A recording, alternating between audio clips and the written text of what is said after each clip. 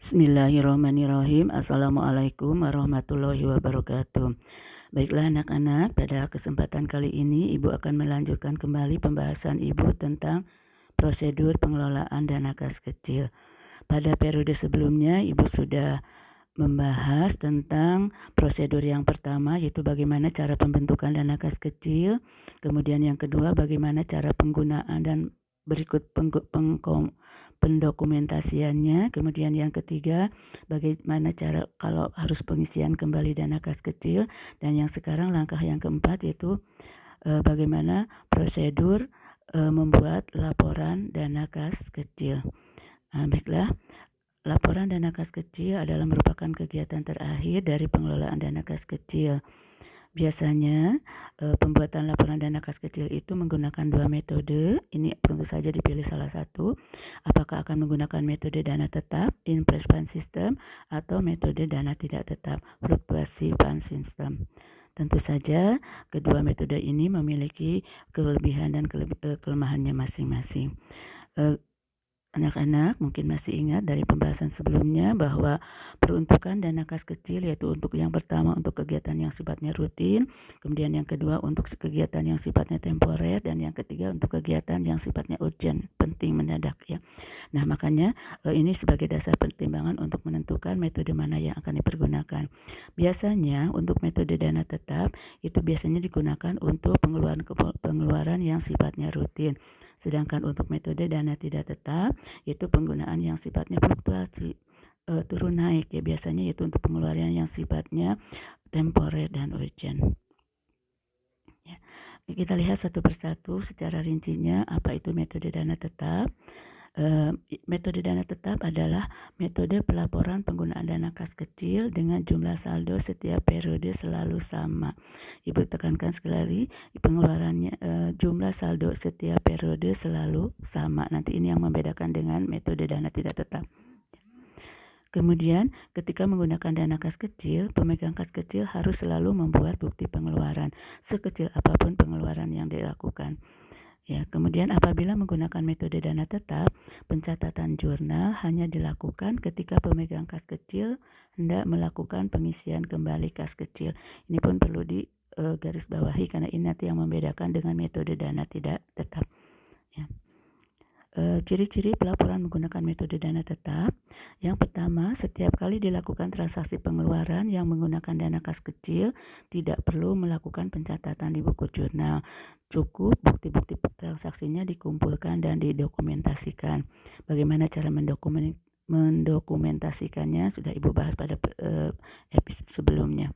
Kemudian yang kedua, di akhir periode pemegang dana kas kecil meminta penggantian kepada kas umum, dalam ini adalah bendara perusahaan, dengan menyerahkan bukti-bukti transaksi pengeluaran yang telah dilakukan.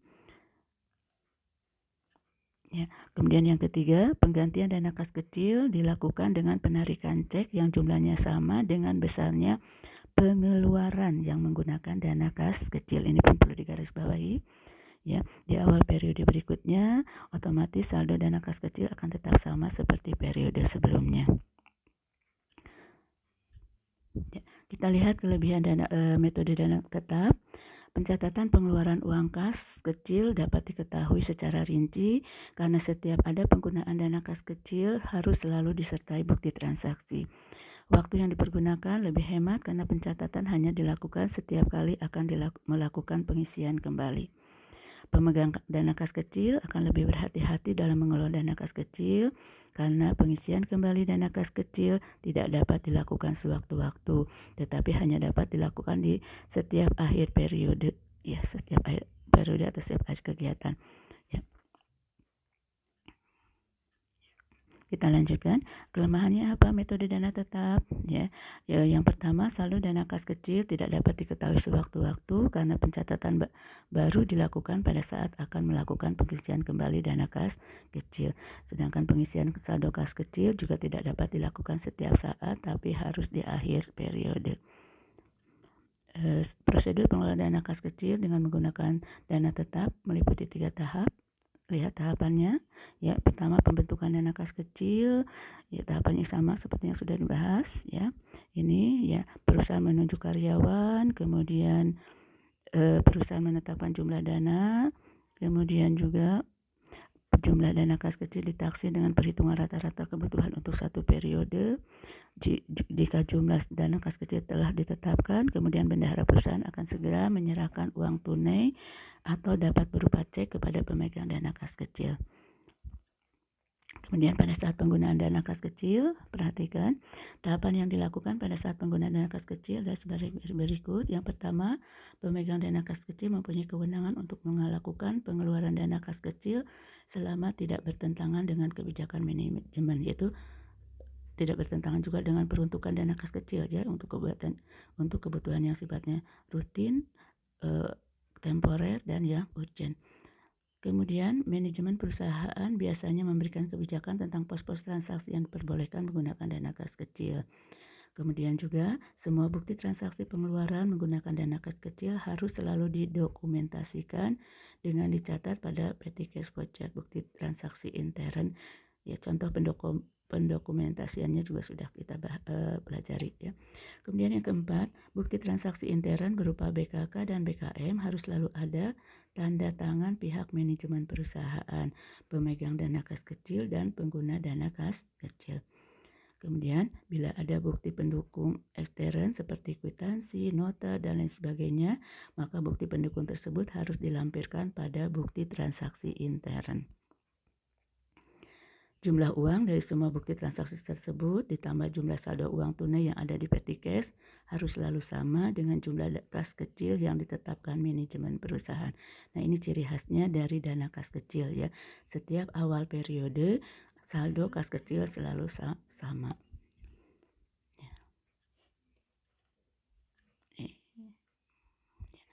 Untuk pengisian dana kas kecilnya, ya, tahapan pengisian kembali dana kas kecil adalah sebagai berikut. Ya, pemegang dana kas kecil menyiapkan dokumentasi bukti transaksi yang sudah diarsipkan, bahkan sudah didokumentasikan, laporan dana kas kecil, kemudian register penutupan kas untuk diajukan kepada bendahara perusahaan. Bendahara perusahaan kemudian mengecek satu persatu keabsahan dari bukti-bukti transaksi yang diajukan, kemudian memberikan cap telah dibayar atau telah lunas pada setiap bukti transaksi. Bendahara menarik uang tunai menggunakan cek sebesar jumlah pengeluaran yang diajukan kepada pemegang dana kas kecil. Uang tunai hasil pengajuan kepada bendahara disatukan dengan saldo dana kas kecil yang tersisa dijadikan sebagai saldo di awal periode berikutnya. Itulah sebabnya mengapa setiap awal periode saldonya selalu sama. Ini ciri khas dari metode dana tetap, karena pengisian kembalinya tidak sejumlah saldo awal tetapi sejumlah pengeluaran yang dilakukan pada periode tersebut ditambah nanti dengan saldo yang tersisa sehingga periode berikutnya saldonya tetap sama. Catatan saldo dana kas kecil pada periode berikutnya tetap sama sebesarnya seperti periode sebelumnya. Nah, sekarang kita lihat metode dana tidak tetap. Ya, dalam metode tidak tetap atau fluktuasi, jumlah dana dalam kas kecil tidak tetap namun berubah-ubah sesuai dengan kebutuhan yang dikeluarkan. Pada metode ini, jumlah dana kas kecil selalu berubah tiap pembukuan buku kas bulanan. Beda dengan dana kas tetap ya. Pencatatan dalam jurnal dilakukan setiap terjadi pengeluaran yang dibiayai oleh kas kecil. Ya. Ciri-ciri pengelolaan dana kas kecil dengan metode dana tidak tetap adalah: yang pertama, jumlah saldo kas di akhir periode tidak harus sama dengan jumlah saldo pembentukan. Pengisian kembali saldo kas kecil dapat dilakukan kapanpun sesuai dengan kebijakan perusahaan. Jumlah saldo kas kecil akan selalu berfluktuasi, selalu berubah dari waktu ke waktu. Pengeluaran dana kas kecil disesuaikan dengan pengeluaran perusahaan. Kita lihat kelebihan dan kelemahan metode dana tetap bila dana tidak tetap bila dibandingkan dengan metode dana tetap. Kelebihannya, ya, pengeluaran yang terjadi pada kas kecil akan langsung dibukukan oleh pemegang dana kas kecil, sehingga saldo kas dapat diketahui setiap saat, tidak harus menunggu tutup buku. Kemudian yang kedua, apabila terjadi kekurangan dana di tengah periode berjalan, dapat dilakukan penambahan dana kas kecil. Ya, kekurangannya, pengeluaran dana kas kecil menjadi tidak efisien atau akan terjadi pemborosan apabila pemegang dana kas kecil tidak memiliki sifat kehati-hatian dalam mengelola saldo. Ya. Setelah kita bahas tentang metode dana tetap dan metode dana tidak tetap, maka kita bisa melihat perbedaannya ya antara kedua metode tersebut ya. Yang pertama, pada saat penentuan dana kas kecil dana awal pada sistem dana tetap, kebijakan penentuan dana awal kas kecil selalu sama untuk tiap periodenya. Namun pada sistem fluktuatif, penentuan jumlah saldo awal akan berbeda ya. Tiap periodenya tergantung pada kebutuhan operasional perusahaan. Kemudian pada saat penggunaannya kita lihat ya, kalau setiap terjadi transaksi pengeluaran kas kecil, kalau dalam sistem dana tetap tidak melakukan penjurnalan, cukup membuat bukti transaksi sebagai bukti pengeluaran kas. Sedangkan pada sistem fluktuasi dana tidak tetap, setiap terjadi transaksi pengeluaran selalu langsung dibuatkan jurnal.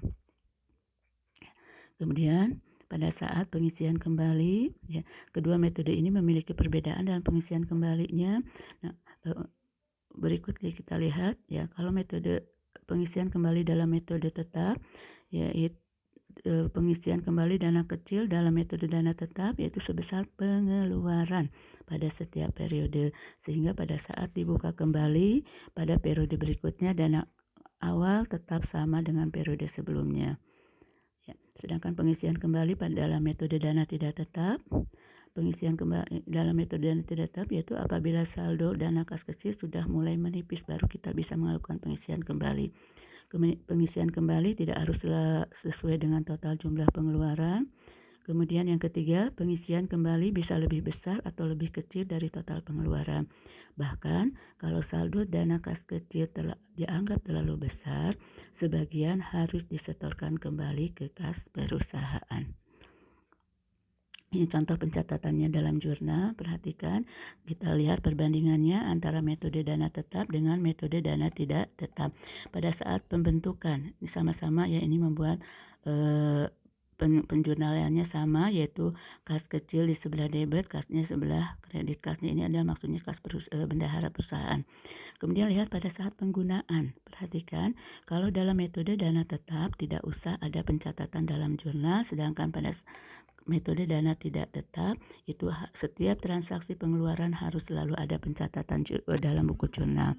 Kemudian pada saat penutupan yaitu pengisian kembalinya, lihat kalau metode dana tetap itu meminta pengembalian sebanyak atau meminta pengisian kembalinya sebanyak jumlah pengeluaran. Sedangkan kalau dalam pengisian kembali metode dana tidak tetap tidak harus sejumlah pengeluaran, tapi tergantung kebutuhan operasional dari perusahaan tersebut.